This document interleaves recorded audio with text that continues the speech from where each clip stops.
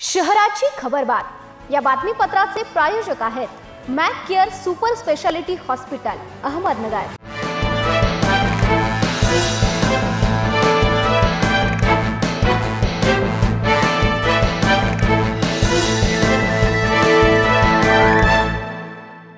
नमस्कार, मी साक्षी न्यूज 24 सह्याद्रीमध्ये तुमचं स्वागत। पाहूया अहिल्यानगर शहरातील महत्त्वपूर्ण बातम्यांचा आढावा शहराची खबरबातमध्ये।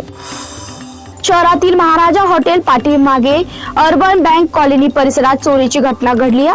अज्ञात चोरट्यांनी एका बंद बंगल्याची कडी कोंडे तोडून आत प्रवेश करत सोन्या चांदीच्या दागिन्यांसह रोख रक्कम असा एकूण 83,500 रुपयांचा ऐवज लंपास केला। या प्रकरणी मकरंद देवीदास जामदार यांनी तोपखाना पोलीस ठाण्यात फिर्याद दिली आहे। फिर्यादी जामदार यांचा भिवंडी येथे व्यवसाय असल्याने ते अधूनमधून अहिल्यानगर मधील बंगल्यावर येत असतात।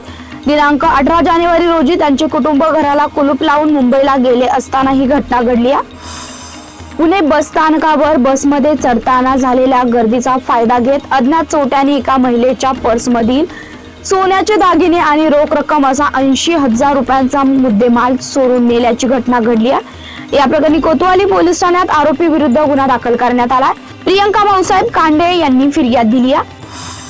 शहरातील हातमपुरा भागात वस्तू संग्रहालयासमोर सुरू असलेल्या जुगार अड्ड्यावर कोतवाली पोलिसांनी छापा टाकलाय। या कारवाईत पोलिसांनी कॉम्प्युटर संच, मोबाईल आणि रोख रकमेसह 63,000 रुपयांचा मुद्देमाल जप्त केलाय। या कारवाईत तिघांना अटक करण्यात आलाय। पोलीस निरीक्षक संभाजी गायकवाड यांना खबऱ्याकडून माहिती मिळाली की हातमपुरा येथील पंगुडवाला इमारत कॅपिटल लॉटरीच्या नावाखाली 1 ते 12 अंकावर पैसे लावून हार जीतचा जुगार खेळला जात आहे। सहाय्यक पोलीस निरीक्षक तेजस्विनी थोरात यांच्या मार्गदर्शनाखाली पथकाने छापा टाकून ही कारवाई केली आहे। आजची युवा पिढी ही उद्याच्या भारताचं भविष्य आहे।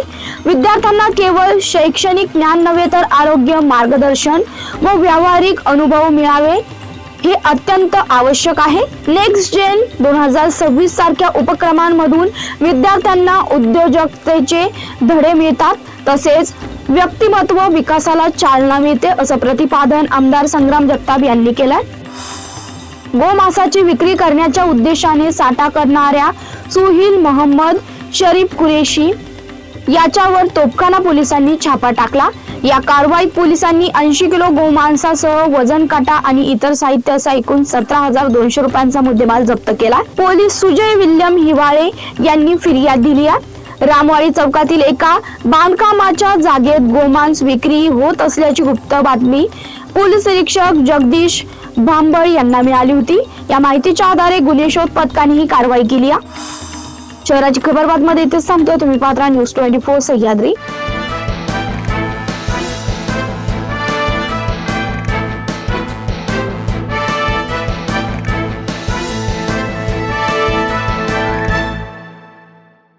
शहराची खबरबात या बातमीपत्राचे प्रायोजक होते Mac care super speciality hospital Ahmednagar.